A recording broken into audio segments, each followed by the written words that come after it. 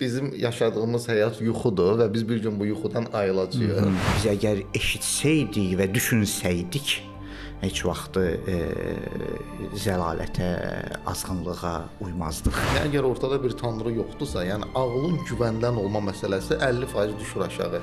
Məzmun tamamilə sökənməlidir vəhiy. Və 4-cü mərhələdə ümumiyyətlə ağıl dayanır və daha yüksək məzmunlar belə deyək, mövcud olduğu təqdirdə formasını necə daha yüksək məzmun və varlıqlar mövcud olduğu təqdirdə ağıl onlara heç bir giriş eləyə bilmir. Tertullianın məsələn yanaşması nədir? Ümumiyyətlə deyir, sən ona görə iman gətirirsən ki, bu ağıllı iş deyil.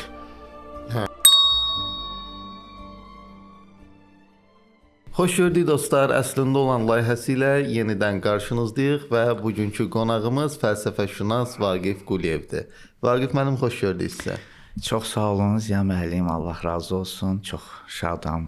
Mən belə bir layihə var. Mən həqiqətən yəni çox sevindiricidir. Xüsusilə də sizi ilə Allah razı olsun, daha çox sevinirəm. Var olun. Çox təşəkkür edirəm. Mən də dəvətimizi qəbul elədiniz və bu layihədə iştirak edirsiniz. Çox minnətdaram sizə. Vaqif müəllim, bugünkü mövzumuz ağıl, inanc, iman və vəhy ilə bağlı olacaq. Yəni bir növ dini məsələlər ki var, dinlə bağlı olan məsələlər ki var. Bunların ağılla olan əlaqəsi haqqında istəyirəm danışaq və bizi izləyən insanlar da inanıram ki, bu mövzuda maraqlı olacaqlar. Və ümumiyyətlə müasir dövrün ən əsas, ən önəmli məsələlərindən biridir. Xüsusən teist şəxslər üçün bu məsələ çox önəmlidir ki, iman, inanc, vəhy və ağıl əlaqələri necə baş verir. Mən çox uzatmadan istəyirəm elə mövzuya birbaşa ağılın özündən başlayaq. Biz ağıl ki deyirik, ağıldan danışırıq da. Bu ağıl dediyimiz şey nədir ümumiyyətlə? Yəni ağıl deyəndə biz nə başa düşürük və nə başa düşməliyik?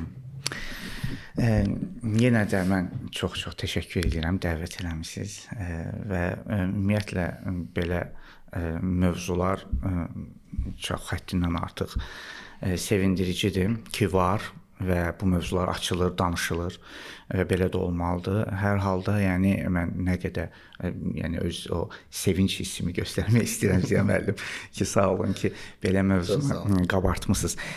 Bu mövzu ümumiyyətlə mən deyərdim ki, demək olar ki, fikir aləminin əsas mövzusudur, mütəfəkkirlər, filosoflar. Yəni dünyada demək olar ki, həmişə bu dartışma olub.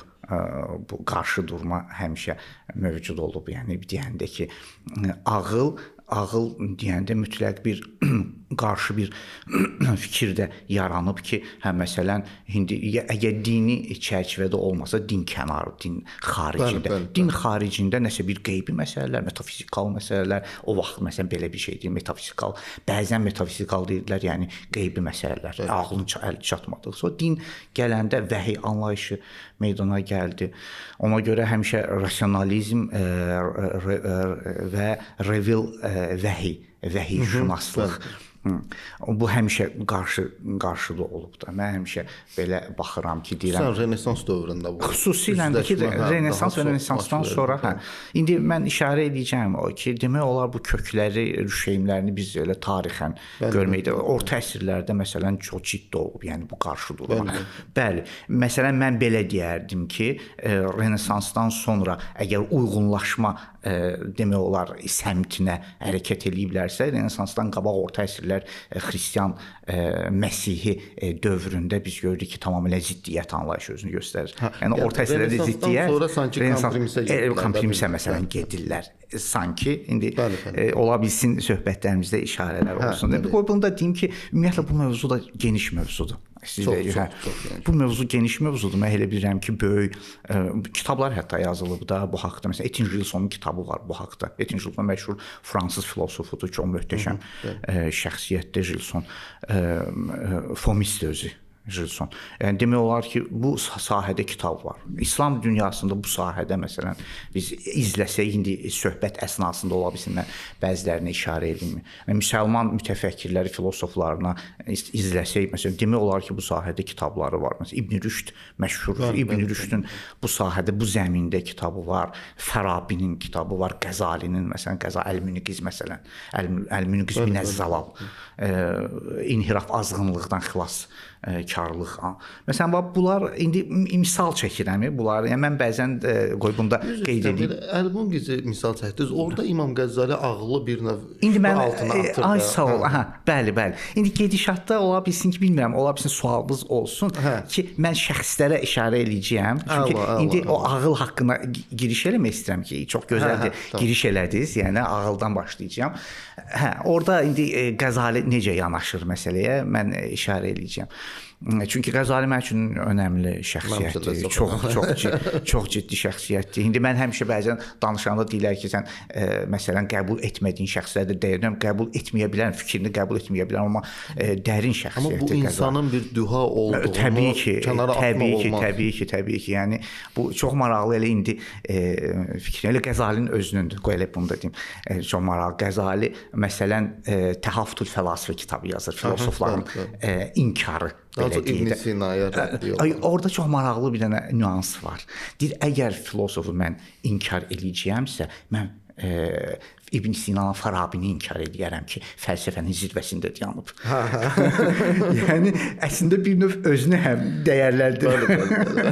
Əslində özünü dəyərləndirir. Yəni Qəzali ki, mən yəni sıradan o birisi filosoflarla mən İbn Sina falan. Mənim üçün yəni adam həm tənqid eləyir və həm də bilir qarşı tərəfin dəyəri. Bir dənə problem odur ki, bəzi məsələləri dəqiq anlaya bilməyib. Sanki biraz aydın məsələ. Bəli. Yox, İbn Sina özü də çox qənizdir. Aydın məsələdir.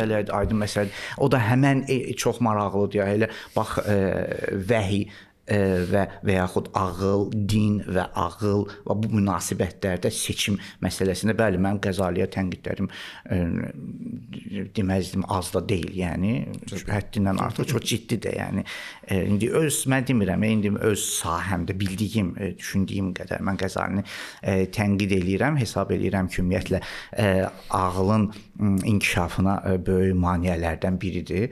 İndi bu biraz beləsə, amma şəxsiyyət dahi şəxsiyyətdir. Amma özü dahi. Bəli. Yəni və ağlın çox yaxşı işlədir. Bəli. Mən hesab eləyirəm ki, çox maraqlıdır. İndi bizi eşidənlər, tamaşaçılar və yaxud da bizi izləyənlər.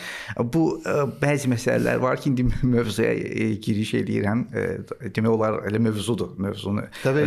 Amma bu məsələlər çox ciddi məsələlər. Bəzən biz hər hansısa bir fikri qəbul eləmiriksə, fikri qəbul etmədikdə şəxsiyyətdə sual altına. Bu yanlışdır. Xeyr, şəxsiyyətdir. Mən fikrini qəbul etməyə bilərəm, amma şəxsiyyət tam fərqlidir onun fikrindən və həmçinin ola bilsin mən fikrini qəbul edim, amma şəxsiyyətini qəbul etməyəm. Yəni bunu biz fərqində olmalıyıq. Bəzən görürsən ki, bu sərhədlər yaranır, çünki fikri qəbul eləmirəm deyəndə şəxsiyyətlərdə də sərhədlər yaranır. Bu qəbul olunmaz. Amma ağıl məsələsində baxın, müəllim, ağıl çox maraqlıdır. Ümumiyyətlə ağlın mənası hədd deməkdir. Hədd, sinir, sınır, nədir? Sərhəd. Sərhəd. Maneçilik. Vali müxtəlif formalarda deyirəm. Maneçilik, mane. Deməli, bu ağlın özü, mən həmişə deyirəm, ağıl çox təvazökardır. Ağıl çox təvazökar varlıqdır. Ağıl özü-özünə deyir ki, sən hər şeyi dərk eləyə bilməzsən. Bəli. Amma çox maraqlı nüans bilsin nə deməlim. Çox maraqlı nüans budur ki, indi bəzən mən axırı əvvəldə deyirəm, amma hər halda da indi söhbət edirik, rahat danışırıq. Mən hərdən deyirəm ki, ağıl hər şeyi dərk eləmir, amma dərk etdiyində heç vaxt səhv eləmir. Eynən.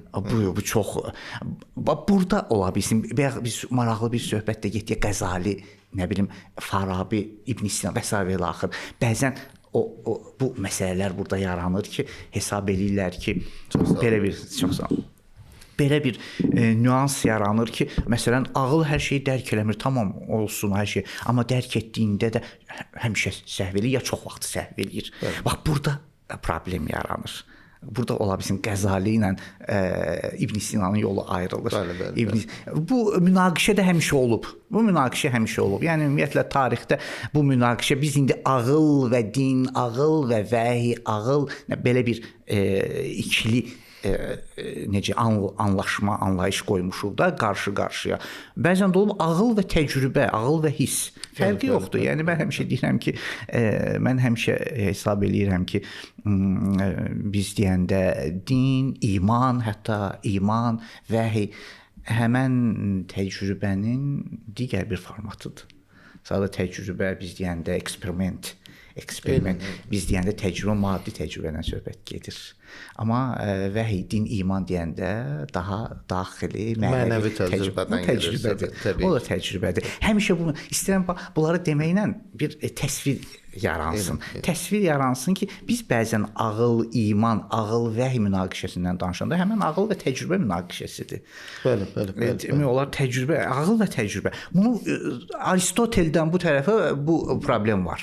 Yəni bu problem dedikdə yəni bu fikirlər var da, yəni bu məsələ var. Məsələn Aristotel hesab eləyir ki, ağıl və hissin qarşı-qarşıya dayanmasında ağılla hiss və təcrübə əgər qarşı-qarşıya dayanırsa, Aristotel hesab eləyir ki, təcrübə heç vaxt səhv eləməz. Səhv edirsə ağıl səhv eləyir, hökmündə səhv eləyir.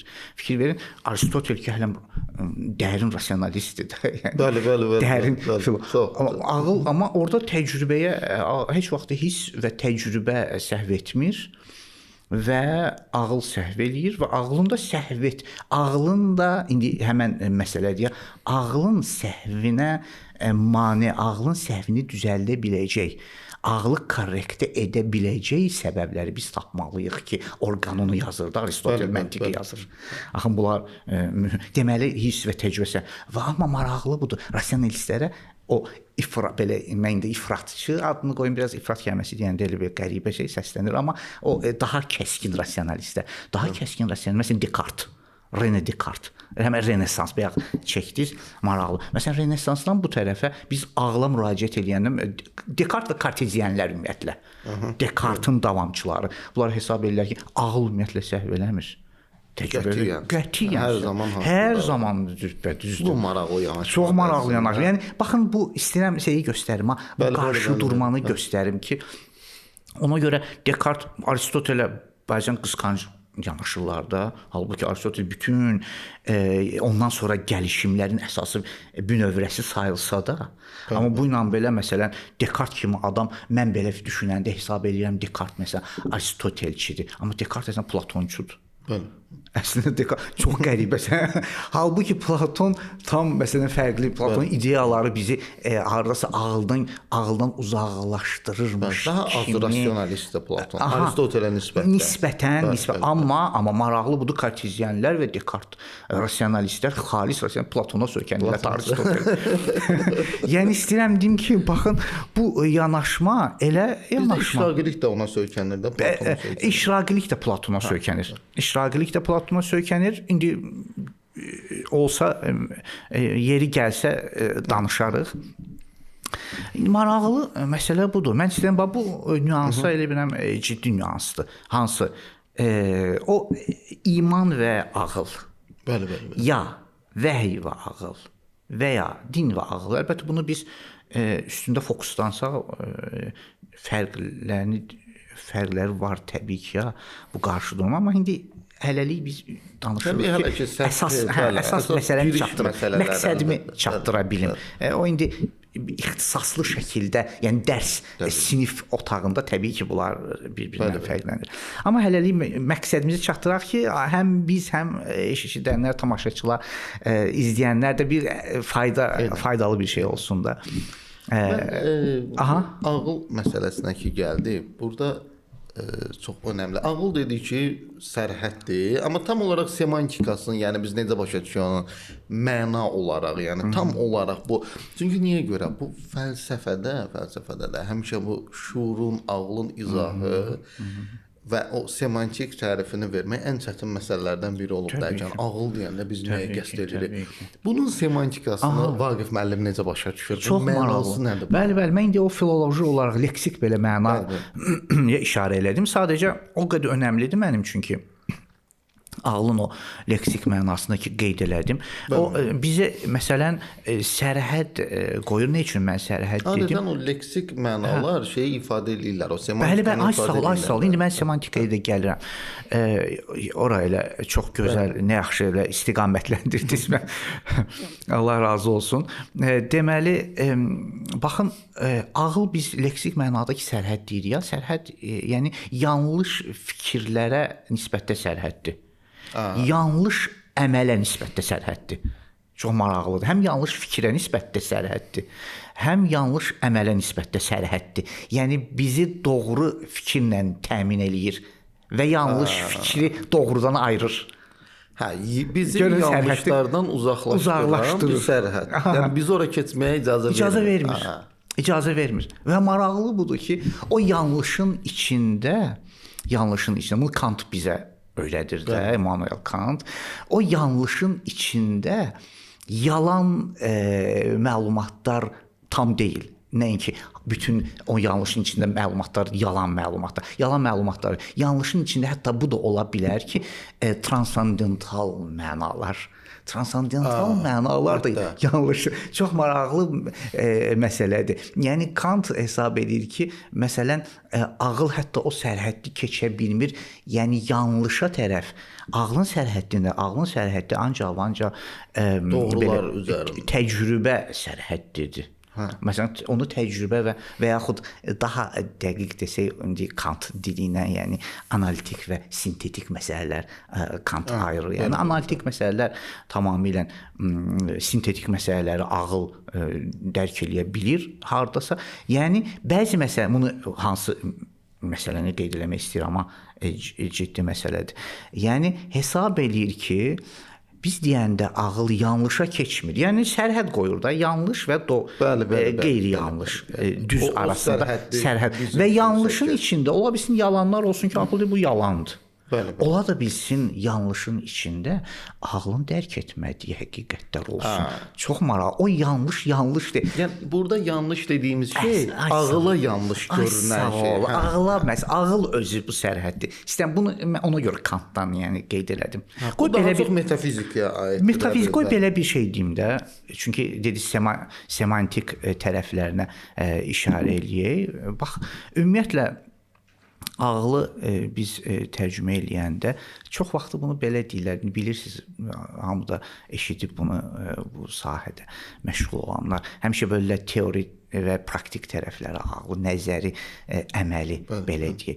Ağlın, məsələn, bu ən əvvəl məsələn bunu Farabidə gördük. Farabi bunu müxtəlif elmlərin təsnifatında İhsaul Ulum Farabinin ən möhtəşəm əsəridir Ehsalın. Buna görə də məhz Farabi buna görə də ikinci müəllim adını qazanır. Elə məhz bu kitaba görə. Bundan əvvəl bu təsnifat Aristotel. Ona görə birinci müəllim oldu. Ümumiyyətlə birinci və ikinci ümumiyyətlə birinci və ikinci müəllimlikin meyarın standartı elmlərin təsnifatıdır. Bundan qabaq Aristotel, yəni mən belənçinə baxıram. Yəni elmləri kateqoriyalara ayırır. Çünki onun Aristotelin qabaq yoxdur. Aristotel kateqoriyalara ayırır, olur birinci müəllim. Demək, bütün elmlərin ona görə də banisi sayılır Aristotel. Banisi sayılır. Bəli. İndi bu cümlələr gərək ola bilsin tamaşaçılar bu qısa keçid cümlələrə ya məqbul və ya etiraz nöqteyi nəzərindən baxmasınlar. Nə üçün? Deyəndə ki, banisi sayılır, bəs ondan qabaqçılar yox, bəzən bani təsisçidir, bəzən bani necə deyərlər, qabaqdakıların bəli, kateqorikləşdirilməsi. İstənilən elmin tarixini, məsələn mən özüm mütaliə edəndə buna şahid olmuşam da, hansı elmin tarixini oxuyuramsa, bu elmin tarixin ilk başlanğıc Aristoteldir. Yəni bütün elm, iqtisadiyyat elmi tarixi, biologiya tarixi, fizika tarixi. Çünki bu kateqoriyalara ayırıb böldüyünə görə hətta biz zarafatla bir uşaqda video çəkmişdi o vaxt. Aristotelin şəklini qoymuşdu, demişdi ki, əgər bu kişi olmasaydı deyir, biz məktəbdə bir dənə dərsə gedib qayda dedik, bir dənə fəlsəfə olmuşlar. Bax buna görə indi biz 6 dərs otururuq. Çox maraqlı bir videoydu həqiqətən. Az yaşlı uşaq idi, o az yaşında onu dərk eləməsi. Bəli. Düpədiz. İndi burada bir şey soruşum sizdən, Vahid müəllim. Biz gəldik, indi biz dedik ki, ağıl sərhəddir. Doğrunu sərhəddləyir və bizi yanlışa keçməkdən bir növ belə deyək də məhdudiyyət qoyur yanlışa keçməyə. İndi burada ən önəmli sual budur. Ümumiyyətlə fəlsəfənin özündə də bu sual çox mühümdür. Ağıl nə qədər güvəniləndi özlüyündə və hər zaman biz ağıla güvənə bilərikmi? Məsələn, Qəzəlidən misal çəkdiniz. Çox sağ olun. Həqiqətən mən əslində sualları hazırlayanda unutmuşdum Qəzəli məsələsini, amma bu məsələ də çox önəmlidir. Məsələn, Əl-Munqizdə o zəlalətdən çıxarışda İmam Qəzali birinci empirik idraki atır kənara, deyir ki, biz güvənə bilmərik buna və misallar çəkir. Deyir, məsələn, ağacın kölgəsinə baxanda biz onun tərpənmədiyini görürük, amma əslində o tərpənir. Empirik idraki təmiz kənara atandan sonra İmam Qəzali keçir ağıl məsələsində. Burada çox maraqlı, əslində burada dinlə keçir də. Deyir, hədisdə var ki, bizim yaşadığımız həyat yuxudur və biz bir gün bu yuxudan ayılacağıq. Və deyir, əslində bugün biz ağılla ki, dərk eləyirik məsələləri. Bəlkə bunlar əslində həqiqətən də yuxudur. Bəli. Biz bunu necə müəyyən edə bilərik ki, bu həqiqətdir? İndi burada ağılın güvənilənliyi mənə görə bu məsələni ən ciddi şübhə altına atan şəxslərdən biri həqiqətən də İmam Qəzali özü olub. Çox ciddi şübhədə düşünürəm və həll yolunda qoymayıb, sağ olsun. Şübhəni atıb gedib. İndi bu nə qədər ola bilsin də ki, elə həmin şübhəm də əqidəsidir, fikridir. Aslında orada həlli bir növ şeylə, sofiliklə görə, irfanla görə. Bu da çox çətin bir prosesdir. İndi biz ağıla nə qədər güvənək?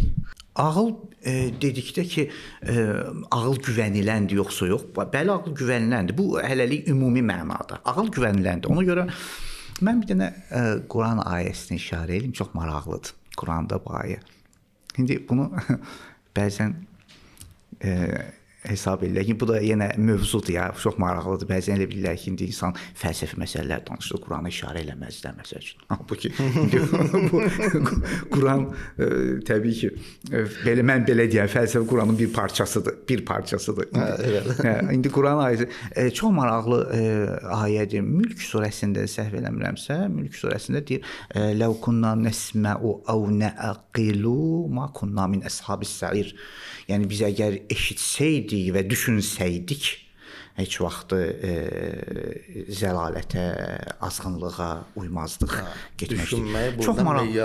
Ay sağ ol. Yəni maraqlı budur. Yəni mən burasına işarə edirəm. İndi sıradan adam oxuyanda həm də düşün. Yəni biz əgər nəsmə eşitsəydik və düşünsəydik, azğınlığa getmək. Yəni ağıl güvəniləndir ki, bunun bir mənalı şərti demir ki, şərti demir. Eşitsəydik və düşünsəydik. Yəni düşünsəydik deməli güvəniləndir. Azğınlığa getməzdik. Azğınlıq yəni güvənsizlik. Bəli. Hə? Güvənsizlik. Əgər güvənsiz olsaydı ağıl, onda ağıl güvənsiz olsaydı azğınlığa getmə ehtimalı da var idi da təbii ki. Halbuki ehtimalı yoxdur. Amma bax, ağılın güvənilir olması bir teist üçün sanki daha çox keçərlidir, nəinki bir ateist üçün və ya agnostik üçün ağılın keçərli olması. Niyə görə? Çünki Tanrı meyarı olanda, məsələn, Alvin Plantinqanın da bu ağıl məsələsində ateizmə qarşı çox ciddi rəddiyəsi var ki, əgər ortada bir Tanrı yoxdursa, yəni ağılın güvəndən olma məsələsi 50% düşür aşağı. Yəni ola bilər ki, tam da güvəndən olmasın, amma ateist üçün. Teist üçün keçərlidir. Qoy belə deyək də, mən tam razıyam, müəllim, tam razıyam. Çox məsələ budur ya. Mən deyərdim ki, tam tərsi də ola bilir. Yəni bəzən ateist üçün ağlın tam güvənilə olması keçərlidir ki, hardasa orada nəsə bir metafizikal belə deyək, Allah anlayışı yoxdur. Bəs sən məsələləri nə ilə həll eləməlisən? Ağılla deməli ağla sən güvənir. Məsələn indi tam güvənirlər. Ha sağ ol. Mən onu deyirəm. Plantinqa da deyir ki, bu güvənilməzdir əslində. Ateist üçün ağıl yəni o qədər də güvənilən bir vasitə deyil. Çünki təkamül prosesimizdə təsadüfən qazandığımız bir xüsusiyyətdir bu. Ola bilər ki, yanlışdır.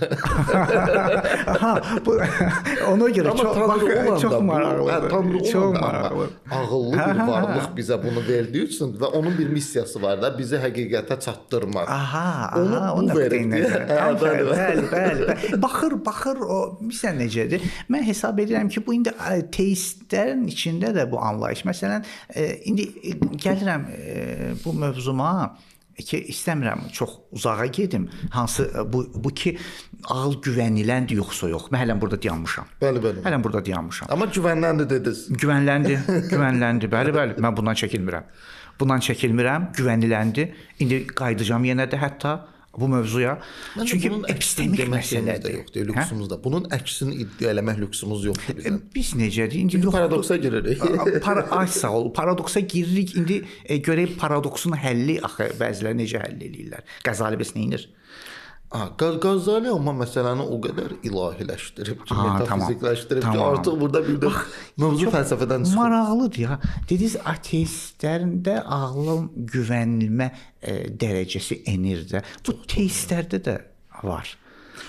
Teistlərdə də var. Çünki istər-istəməz sən əgər bir vəhi güvəni, indi deyəcəm Qəzali və Farabi fərqində, ona görə deyəm ki, konkret müəyyən bir şəxslərə işarə edək. Yəni bu şəxslərə biz baxanda görürük tamamilə bunların çıxış yolları, həll yolları nədən ibarətdir? Yəni gəlib dirənir, əgər ağıl bir yerdə dayanırsa, tamam orada sönürsə ağıl sönəndən sonra sən mütləq həyatda yaşama problemini həll eləməlisən ki, oradadır ki, bəli, oradan ayrılır məsələn teist, Allah vəhi, ateist məsələn müəyyən bir həyat tərzi və yaxud təsadüflük və s. və ilaxır.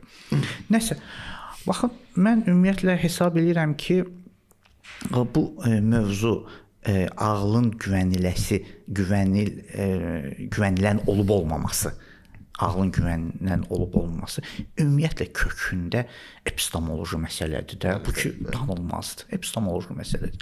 Və bunun kökü də gəlir Platondan gəlir. Yəni Teaetetusda gəlir. Teaetetus əsərində Platon bir dənə həddi qoyur bizə. Çərçivə çox maraqlı. İndiyə qədər o toxunulmaz qalıb. İndiyə qədər deyir. O həddə qısaca vurulur. Bəli. Ağlın ümumiyyətlə 3 dənə həddi var. Hədd yəni 3 dənə tərkib hissəsi var. 3 dənə hissəsi var. Nə bilim, müxtəlif bunun. Biri inam, doğruluq, əsaslandırma. İnanmalıyam. Doğru olmalıdır, əsaslandırmalıyam. Bugünkü bilginin də tərifi budur da. Bugünkü bilginin tərifi budur. Elə Platon bilgi əsaslandırılmış doğru inam. Doğru inam. Ona görə bunu bilmirdi. Çox maraqlıdır ki, çox maraqlı. Bunu Teaetetusda doğruluq, inam və əsaslandırma.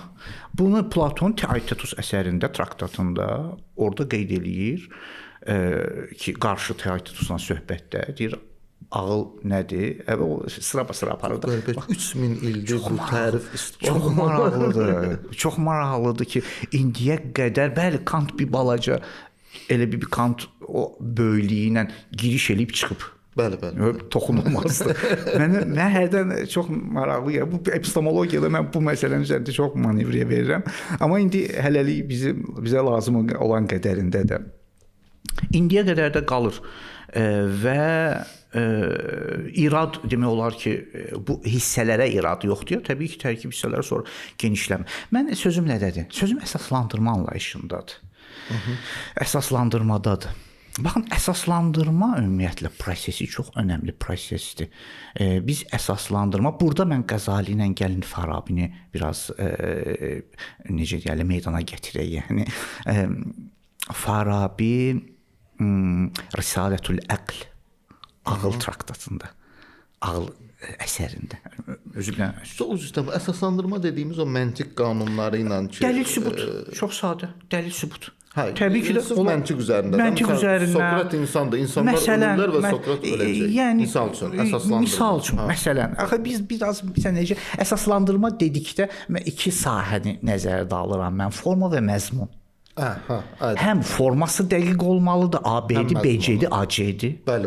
Bu formadır. Həm məzmun dəqiq olmalıdır ki, bütün proseslər hərəkət etdikdə sonda hər hansısa bir başlanğıca dayanmalıdır. Bəli. Misal. Bəli. Bu heç də bu cürə qəbul olunmasın. Həm də sən məsəl üçün dindarsan, teistsən deyənə bunu dedin. Yox, bunun teist aidiyyatı yoxdur da bunu. Bunu Talesdən, Anaximenderdən bu tərəfə gəlir. Bütün hər şeyin bir dayanacaq nöqtəsi olmalıdır. Mütləq. Qatılmalıdır. Qutardı getdi. Hə. Yəni bu da məzmundur. Bax elə bunu demişkən, fikir həm forma dəqiq olmalıdır. Həm məzmun. Həm məzmun dəqiq olmalıdır. İndi məsələ bundan ibarətdir ki, bu forma məzmunun dəqiqliyində formada bəzən problem yaranmır. Məzmunda həddindən artıq qatma qarşılıqlar baş verir. Ki xeyr biz indi forma aydın məsələ. Forma ona görə məsələn baxın Qəzali kimi şəxsiyyət məntiqi qəbul edir. Eləyir bəli. Meyarul elmi vardı kitabı. Meyarul elmi məntiq. Adını dəyişib. Çox mən hərdən o məntiq elmidir. Məntiq elmidir, elmin meyarı. Məntiq elmidir. Mən hərdən bəzən deyirəm, bu mən demirəm, yəni bu İbn Rüşdçülər daha çox deyirlər ki, təəccüblüdür Qəzalidən məntiqi bu qədər əleyhinə, nə bilim fəlsəfənin əleyhinə, məntiqin əleyhinə kitablar. Deyir o yaxşıdır. İstəmir hətta məntiqin adından istifadə etsin. Adını dəyişmək. O İbn Təmlus, İbn Rüşdün şagirdlərindəndir. O qeyd edir. Deyir, istəmirəm. Yəni hər hal nəyə görə? İndi mən burada biraz Qəzaliyə tərəf. Nəyə görə Qəzali məntiqi yəni kitab yazır məntiqə, amma fəlsəfədə bəzən İbn Sinaya, Farabiyə hücum eləyir. Maraqlı tərəf budur ki, ona görə ki, məntiqin formalarını qəbul edir əslində. Qəzalinin problemi məzmunladır. Məzmundadır məsələn. Ay sağ ol. Məzmundadır. Formada problem yoxdur. Forma olsun. Mən Qəzaliyə deyəndə ki, AB-di, BC-di, AC-di sən qəbul edin. Qəbul edin. Niyə eləmirəm? Meyar elmi yazmışam. Elmin meyarı elə bunları demişəm də orada. Mənim problemim sizinlə məzmundadır və ağılçılar mən belə indi girmişəm amma Qəzali haqqında işarə edirəm. Qəzalinin sözü bundan ibarətdir ki, yəni mənim sözüm bundan ibarətdir ki, mən məzmunu ümumiyyətlə məzmun nə olmalıdır? Məzmun tamamilə söykənməlidir vəhyə. Ancaq vəhy. Fikir verirsə, ancaq. Və vəhy ağla sığmazdır. Ona görə Qəzali Əl-Minqizdədir, səhv eləmirəmsə. Əl-Minqizdədir, hə. Əl-Minqizdə elə bilirəm Qəzali belə bir bölüm eləyir ağlı. Ağlın bütün mütəfəkkirlər, amma o maraqlı tərəfinə işarə eləmək istəyirəm. Bütün filosoflar, ümumiyyətlə məntiqçilər, demək olar ağıl haqqında danışanda bölürlər. İndi Farabinin də yadımdan çıxmasın. Mən qaytarım təzədən Farabiyə sonra Risalətül Əqlə işarə eləyəcəm. Amma indi çünki Qəzalinin məcrasına düşdük, yəni. Qəzali Əl-Minqizdə maraqlıdır. Əl-Minqizdə Qəzali deyir ki, ağıl neçə yəni prosedur olaraq, proses olaraq hərəkət edir. Hardan başlayır, hara gedir? Ağır potensialdan başlayır. Potensialdan. Yəni başlayanda sıfırdır, heç nə yoxdur. Potensialdan başlayır. Adını qoyur hissi ağıl. Siz də çox gözəl işarə elədiniz bayaq Qəzalidə. Hiss elədim bu mövzuya işarə edirsiniz.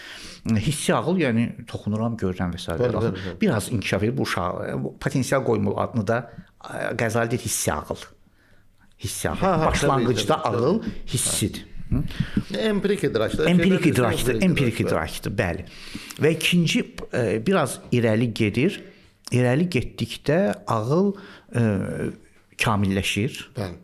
Və kamilləşəndə nə olur? Kamilləşəndə sərhəddi belə deyək, mən indi adını selektiv ağıl. Yəni yaxşı pisi ayırır. Bəli. Yaxşı pisi ayırır. Və adını epistemologiyada əqli idrak. İndi maraqlı budur ki, hələm uşağa da aid edir. Bunu 7 yaşından o tərəfə deyir. Bəli, 7 yaşından o tərəfə. Psixologiyada da var bu. Bu yəni ayırma. Bilir, o çox sadə baxaq da, hələm belə fəlsəfi, epistemoloji bax. Deyir, yəni uşaq 7 yaşından o tərəfə bilir nə istəyir, nə istəmir, o pisdir, o yaxşıdır, o və s. və axır. Bunu Qəzalidən deyir, amma yəni söhbət mənim fikrim deyil. Qəzali ağlın prosesində deyir uşaq ayırd eləyə bilir. yaxşı pisi.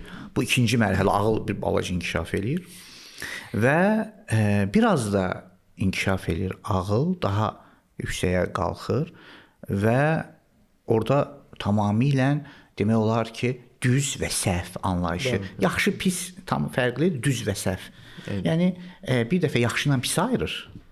Daha yüksək mərhələdə yaxşı, yanlış və doğru, yəni bu düzdür, o səhvdir. Bu neçə yaşa aid edilir? Bu hardasa 13-14 yaşından yuxarı. Hardasa bu psixologiyada da bu bölümlər var. Əslində deyirlər məsələn 1-dən 7-yə cürbəcür bölürlər. 4 yerə bölən var uşağı yaş mərhələlərini. İndi o ilə işim yoxdur. O hardasa mövzumuza aid deyil. Sadəcə yəni Qəzali dəqiqdir necə yanaşır. Və maraqlı indi budur. 4-cü mərhələ. 4-cü mərhələdə ağıl ümumiyyətlə kamilləşir ki, 3-cü mərhələdə ağıl şəklini alır, yaxşını düzlə səhvi ayırır və 4-cü mərhələdə ümumiyyətlə ağıl dayanır və daha yüksək məzmunlar belə deyək, mövcud olduğu təqdirdə formasını necə daha yüksək məzmun və varlıqlar mövcud olduğu təqdirdə ağıl onlara heç bir giriş eləyə bilmir. Artıq burada ilham prosesinə keçir. Bax, buradadır ki, Qəzali keçir vəhi prosesi, ilham prosesi ki, vəhi olmalıdır və vəhi ümumiyyətlə ağlın giriş etdiyi yer deyil və məcburdur Qəzali aləmi bölsün, axirət aləmi ilə dünya aləminə. İki dənə aləm yaradır və axirət aləminin ağlı tamamilə vəhiydən ibarətdir ki, bu ağlı orada keçərli deyil. Bəli.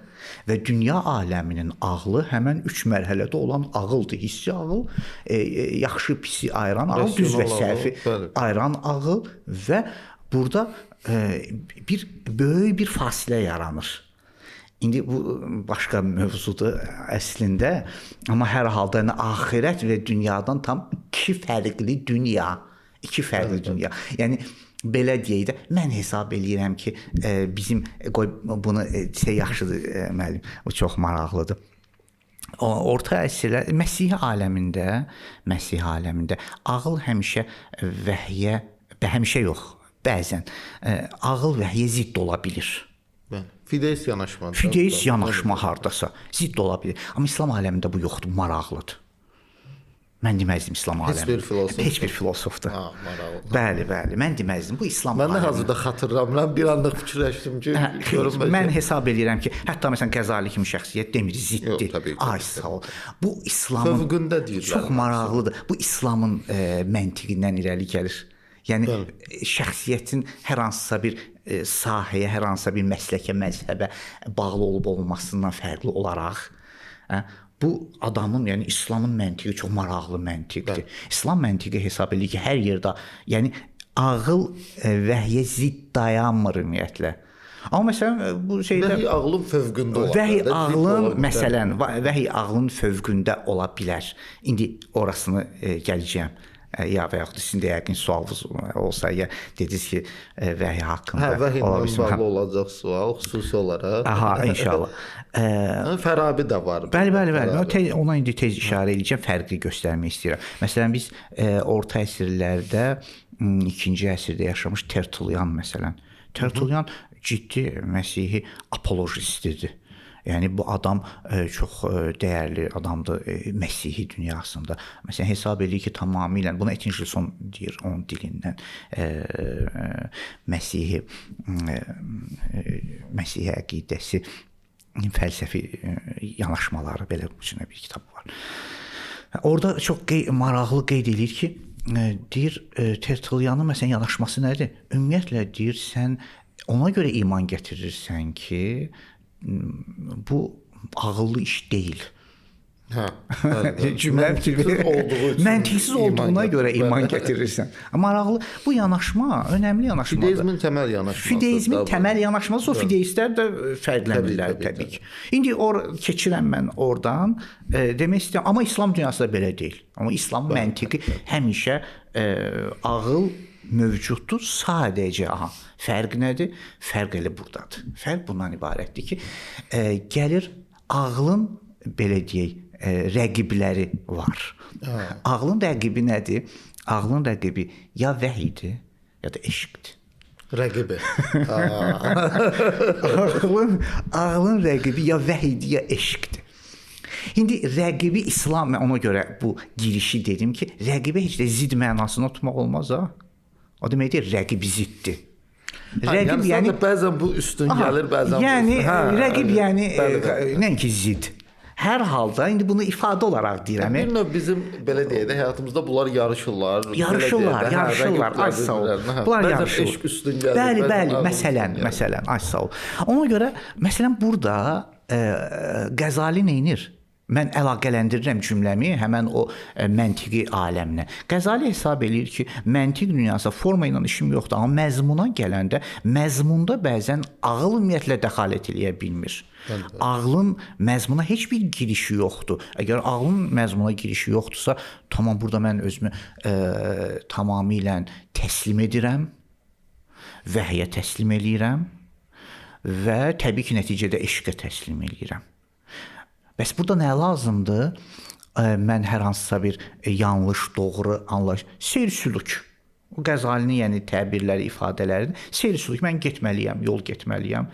Məsələn, müəyyən bir nəticələr. Və buna görə da amma Allaha bağlayır da. Mütləq. O Əl-Münkizdə bir ayəni dəlil gətirir orada. Ayə var ki, biz sənin sinəni genişləndirdik. Məsələn, o ayəni gətirir, deyir, hə bu cür məsələn o İlhamla həqiqətə çatmaq. Çox maraqlı. İndi mən Farabini deyəndə biraz da məlum olacaq. Yəni Farabiyə keçim ümumiyyətlə. Farabi.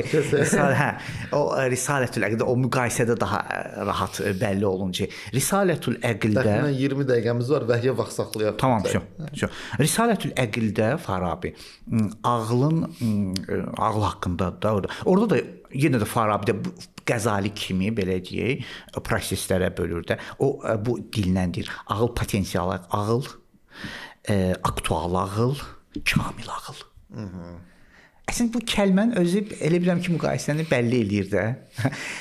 Qəzalidə potensial ağıl, aktual ağıl, potensial, aktual, kamil. Bunu ərəb dilində əql heyulani, əql bil fe'l və əql bil müstəfad. Mən ona kamil ağıl adı verirəm. Çünki istəsəm o kəlmənin üzərindən danışım, vaxtımız ehtiyac yox. Elə kamil ağıl. Maraqlı məsələ budur. Farabinin yanaşması, Farabi göstərir ki, Qəzali göstərməlidir ki, Farabi əvvəlcə Farabidə Farabi və Qəzali bu qədər kifayət eləyər eləyirəm. Farabi və Qəzali müqayisəsində biz hiss eləyirik ki, Farabi hesab eləyir ki, ağıl hər yerdə hazırdır. Ağıl hətta o yerlərdə ki, Qəzali hesab eləyir ki, orada gedə bilmir. Farabi hesab eləyir, ağıl orada hüzuru. Hətta orada. Baxın, bölümə, mən bunu bilərək bölümə baxın. Yəni, potensial, tamam. Aktual, yəni mən bilirəm, öyrənirəm. Kamil ağıl hətta ilham olunan. Vəhyin özündə mövcuddur. İbn Sina da bu cür yanaşır. İbn Sina da belə yanaşır. Yəni ağıl artıq o bir hekayədə var, onu da vaxtımız azalsa bunda vurğulayım. O bir nəfər, bilmirəm doğru söhbətdir yoxsa sadəcə hekayə deyil. İbn Sina ilə bir böyük sufi alimlər. Əbu Səid Əbülxeyr. Məşhur sufi. Onlar görüşəndən sonra sufi şeyxi çıxanda deyir ki, o bizim gördüyümüzü bilir. İbn Sina da deyir ki, o bizim bildiyimizi görür. Və hətta İbn Sinanı səhv eləmirəmsə, sufilər kör insana bənzədirlər. Deyirlər, sanki əsrlə gəzir. O bilir ki, burada bu şey var, amma onu görə bilmir. İndi o ağılla ora necə gedib çatıblar? Bunlar çox maraqlı. Bəli, mən istəyirəm deyim ki, baxın, elə hesab eləyirəm ki, buradan elə sonra biz vəhiyyə də keçid eləyə bilərik, elə bilirəm. Baxın, ümumiyyətlə vəhiyyə sualını ümumiləşdirib verəcəm ki, biraz rahat danışa olsun. O əla. Ümumiyyətlə mən hesab eləyirəm ki, biz ağlın gücündən söhbət eləyəndə ağıl biz hansı dərəcədə mən bu bir məsələni qeyd eləmək istəyirəm, ağlın yanaşma formaları. Yanaşma formalarını saxlayıram müəllim sizin o vəhy mövzubuza. Vəhiydə çünki istər-istəməz vaxtı bu tərəfdən almayaq. Mən ağıl haqqında, yəni Farabi və Qəzalinin müqayisəsinə fikir verdin. Qəzali hesab edir ki, ağıl kamilləşir, amma kamilləşdiyində belə dayanır və heç bir hərəkət və bəzi məzmun və məlumatlar var ki, ağlın orada heç bir girişi yoxdur və o nə inkar da eləmir, qəbul etməyinə də imkanı yoxdur. Fikir versən. Və orada nə etməliyəm? Heç nə, orada mən ancaq dayanmalıyam. Yerini verməlidir ilhama və ya yerini verməlidir vəhyə, ilhama və yaxud imana. Bir növ yüngül fideistdir də, yəni yüngül fideizmdir hardasa. Amma Farabi belə deyil. Farabi hesab edir ki, ağıl kamilləşir və kamilləşən ağıldır ki, vəhy alır. Bu çox dəqiq məsələdir mənim. O məsələni mən ona görə elə buradan keçid eləyə bilərik. Sizə buraxıram sual necə formal verin. Sonra nəsə də demək istəyirsiniz onda. Şey deyirdim mən. Məsələn o şeyi mən anlaya bilmirəm ki, həqiqətən də məsələn o irfanda olan məsələlər ki var. Buna məsələn zikirlə çatırlar, dua ilə çatırlar, əməllə çatırlar. Yəni İbn Sina yaxud elə Molla Sədranın özü və yaxud Fərabinin özü bunlar bunu ağılla necə dərk etdilər? Həqiqətən mənim üçün çox belə qarmaqarışıq məsələdir. Çünki mən həmişə belə qəbul edirəm ki, irfan individual məsələdir. Yəni şəxsin özünə aid məsələdir. Amma bunlar ağılla bunu əsaslandırmaları bilmirəm, mənim üçün çox qəribədir. Bir dəfə alınsa bununla bağlı tam ayrı bir podkast hazırlayırıq inşallah. Əla olar. Sırf bu mövzudan bağlı. Bəli. Amma mən vaxta görə vəhiyyə keçim. Ümumiyyətlə sualı ümumiləşdirib verəcəm də. Qərb epistemologiyası ilə İslam epistemologiyası arasında yüngül bir fərq var da. Qərbdə daha çox empirik və rasional idrak əsas götürülür. Amma İslam epistemologiyasında bəzən üçüncü bir idrak növü də var, vəhyi idrak. Bu vəhyi idrak deyəndə bizim qəsd elədiyimiz tam olaraq İmam Qəzzalinin dediyi o ilhamdırmı? Yoxsa dini mətnlərdirmi? Yoxsa bura fitrətidəmi biz aid eləyə bilərik vəhyi idrak kimi? Fitrətə aid eləmək mümkündür buna. Vəhy ümumiyyətlə mövzusu çox dəqiq mövzudur, bunu da bilirik. Yəni biz vəhy dedikdə, yəni belə deyim, mütləq bir var. Yəni ümumiyyətlə belə deyim, qoy əvvəldən dinləri iki yerə bölürlər axı. Vəhyani, vəhy kökənli dinlər, vəhy kökənli olmayan dinlər. Məsələn, buddizmdir, hinduizmdir. Bunlar vəhyə aid olmayan dinlərdir. Bunlarda vəhy anlayışı yoxdur. Ümumiyyətlə vəhy dedikdə, vəhy yəni hər hansı bir mütləq varlığın insanlarla ya məna, ya həqiqət, ya ləfz və kəlmə cümlə formatında əlaqəsi. Elə qısa konkret dedim ki, ona görə vəhyani, məsələn, yəhudilik, xristianlıq, İslam dini, bunlar vəhyani, vəhy kökənli dinlər. Səmavi din. Səmavi dinlər, həmən səmavi deyən vəhy əsas. Bunlarda vəhy anlayışı var. İndi vəhy müxtəlif formalarda təbii ki, ola bilər. Quran da buna işarə edir. Səhv eləmirəmsə Şura surəsindədir ki, 3 formada olur. Ya yuxu, ya pərdə arxasından, ya birbaşa. Nəysə, onlarla işim yoxdur. Vəhy mahiyyəti haqqında da həddindən artıq fikirlər. Yəni bu özü də başqa bir yenə deməli mövzudur ki, bir dəfə vəhy mahiyyəti nədən ibarətdir? O qədər möhtəşəmdir. Biz sadəcə vəhy deyirik, Allah peyğəmbəri vasitəsilə insanlarla əlaqəyə girir. Düzdür, ümumi insanlarla əlaqəyə girir. Yəni münasibət saxlayır. Amma necə baş verir bu məsələ? Bu proses necə baş verir? Demək olar ki, burada yəni əsasən 3 dənə nəzəriyyə var. Amma adını sadəcə sonra gərək danışaq. Başqa bir vaxtda danışaq bunu. Və bəlkə də heç danışmayaq. O qədər, nə üçün deyirəm? O qədər dərin elə bir elmi strukturu var ki, bunun. Məsələn, Farabinin xüsusi bir dənə yanaşması var. Bu haqda tam ayrıca. İbn Sinanov ayrıca. Ayrıca bir dənə bununla bağlı podkast eləyir. Sırf vəhy nədir? Bununla bağlı ümumiyyətlə bütün nəzəriyyələri. Amma burada qısaca bu epistemologiyadakı vəhy var. Burada nə qəsd olunur? Ona görə məsəl üçün bir dənə fikir budur, propositional view deyirlər. Cümlə xarakterli nəzəriyyə. Religion experiments, dini təcrübə nəzəriyyəsi. Bu vəhyin bir formatıdır. Act speech of act və yaxud rəftar, danışıq nəzəriyyəsi. İndi bunu mən təxmini tərcümələrdir ya. Çox möhtəşəmdir. Yəni ümumiyyətlə Allahın münasibəti mənanandır. ya şuhudundandır. Onda fitrət aid ola bilirdi o vəhiy idraka, düzdür? Təbii ki, aid ola bilir. Aid ola bilir, amma fitrət ələm nədir? O başqa məsələdir. Hə, orası xüsusilə mən həssasam fitrət məsələsinə. Ümumi olaraq fitrət məsələsinə həssasam, yəni. Çünki fitrəti mən ümumi mənada, deyilən mənada biraz problemim var, yəni. Təbii. Amma hər halda bir dənə də məsələ var ki, mənanla Allah bəndələri ilə, belə insanlarla əlaqəyə girir. Ya şuhudla və ya cümlələrlə. Çox maraqlıdır. Ya şuhud dediyimiz fitrət yoxsa şuhud olsun. Yəni indi hələlik yəni ilham da belə deyir. İlham, şuhud, fitrət, bunların hamısını hələlik və bir də vəhiy ilə. Hələlik, bir də vəhiy ilə. Bunların elə hamısını çox belə hərdən də hansı oldu, elə hamısını sən vəhiyin boğçasına yığ. Hələlik yığ vəhiyini bizi deyənəcəm eşidənlər, izləyicilər rahat olsun da. Yəni hələlik yığ vəhiy, amma təbii ki, vəhiy fərqlidir, ilham fərqlidir, şuhud da fərqlidir, fitrət də fərqlidir. Amma hələlik bunu yığaq vəhiyin boğçasına ki, yola çıxa bilək də, yəni. Baxın, ümumiyyətlə ağıl və vəhiy münasibətinə indi gələndə ki, vəhiy biz necə baş verir. Burada məsələ nədir? Məsələ bundan ibarətdir ki, indi belə deyək. Məsələn, Peyğəmbər anlayışı var da. Peyğəmbər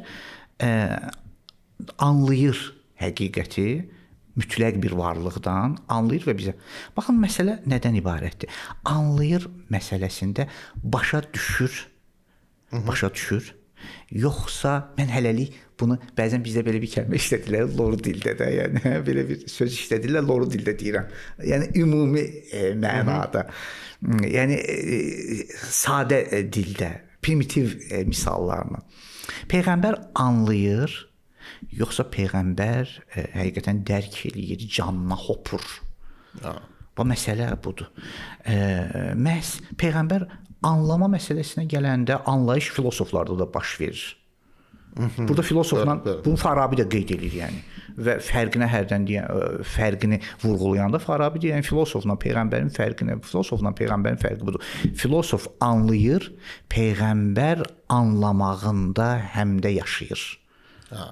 Həm anlayır, həm də onu yaşayır.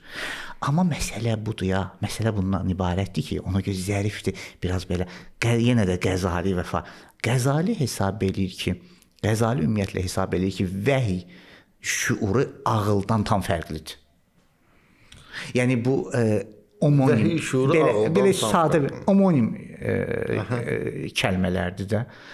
Yəni məsələn mən bağ deyəndə bağ, yaşadığım bağ, ayaqqabı bağı. O da deyir şuur, deyir vəhiy və ağıl şuuru var da. Qəzalidə ağıl şuuru heç də vəhiy şuuru, bağ kimidir. Vəhiy şuuru, orada heç ağıldan əsər əlamət yoxdur. Ümumiyyətlə orada ağıldan əsər əlamət yoxdur. Yəni qəsd elədiyi artıq. Ay sağ ol. Beynin o işləmə şeyi deyil. Bəli, heç də bu sadəcə maraq. Bu nədir? Allahın peyğəmbərinə verdiyi lütfdür. Bu fideistlərin təməl prinsipidir. Lütf. Eşitdik və iman etdik. Ehsan, lütf, ay sağ ol. Yəni Peyğəmbərə verilən bu heç bir ağıl, Farabi belə deyil. Farabi ümumiyyətlə vəhiy ilə ağıl tamamilə eynidir ümumiyyətlə. Yəni nə barədə eynidir? Tam fərqli ziddiyyətli kəlmələr deyil, bağ kimi. Bağ kimi ziddiyyətli kəlmələr deyil. Sadəcə bunların fərqi zəif və tam. Qüsurlu və kamil fərqi ola bilər. Onda ağılı qüsurlu görür. Yəni məsələn, misal olaraq vəhiy də ağıldır. Bayaq ona görə Farabidir. Amma kamil ağıldır. Bizim bildiyimiz ümumi ən pikrətdir. Orada da ağıl işləyir. Peyğəmbər ağlı ilə anlayır. Bəs nə baş verir? Kamil ağıl, bizim sadə bildiyimiz ağıl. Sadə bildiyimiz, yəni sıradan dünya işlərimizə lazım ola biləcək ağılda. Ki bunu eləyim, eləməyim, ora gedim, getməyim, nə məsləhət deyil və s. və axır. Bu ağla biz müraciət eləyəndə bu ağıl hər hansısa bir mütləq varlığın dərki ilə kamilləşəndə, bu ağıl kamilləşdikdə hansı zirvəyə çatır? Ağıl kamilləşəndə elə bir zirvəyə çatır ki, o zirvədə ümumun görə bilmədiyi, bilə bilmədiyi məsələləri anlaya bilir. Ona görə maraqlıdır. Quran ayə nə də mən Quran ayəsi bir iki məsələ işarə, bir iki ayə işarə edim, köməkçi olaraq yəni.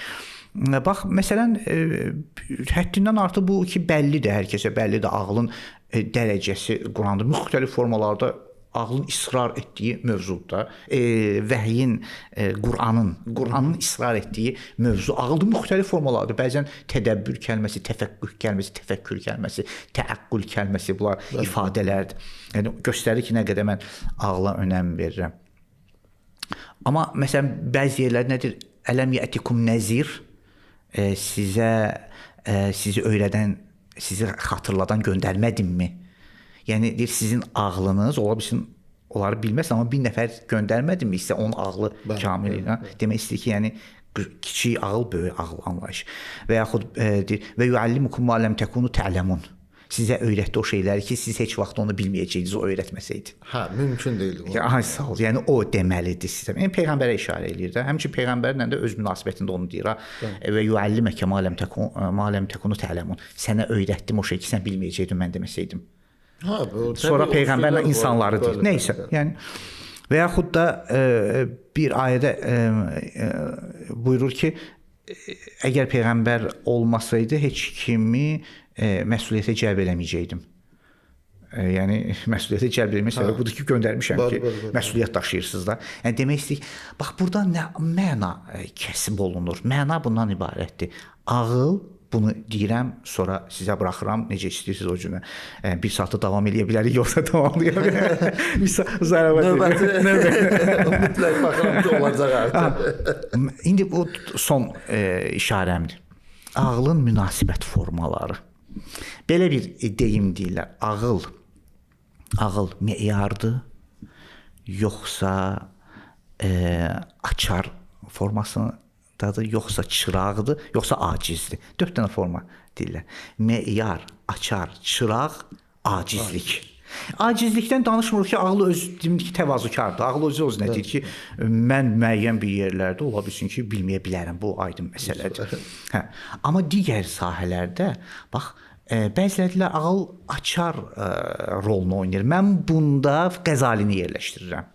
Açar rol nədir? Qapını açır. İçdə olanla işi yoxdur. Açar qapının üstündə bayırdadır da. Bəli.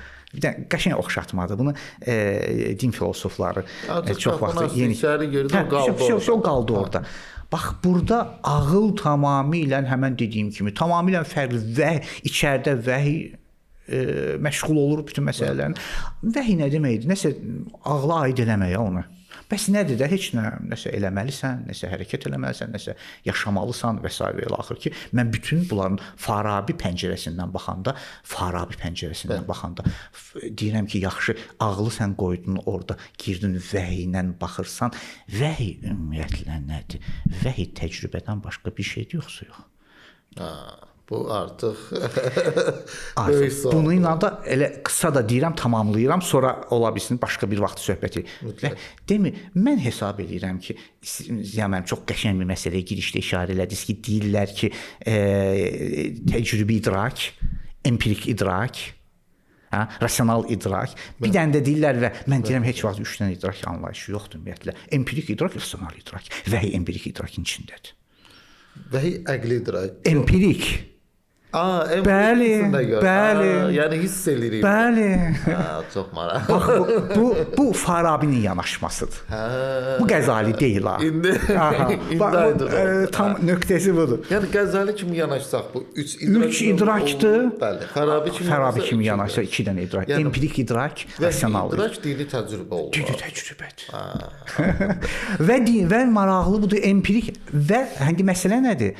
Yenə də burada sual yaransa ki, bəs onda ağlın empirik necə təcrübi, empirik idrak dünya məsələlərində, təcrübi maddi məsələlərdə mütləq və mütləq ağılla ağıl empirikə müdaxilə eləyir. Təbii ki, vəhy məsələsində də ağıl müdaxilə etməsə vəhy baş verə bilməz. Çox maraqlı mövzudur.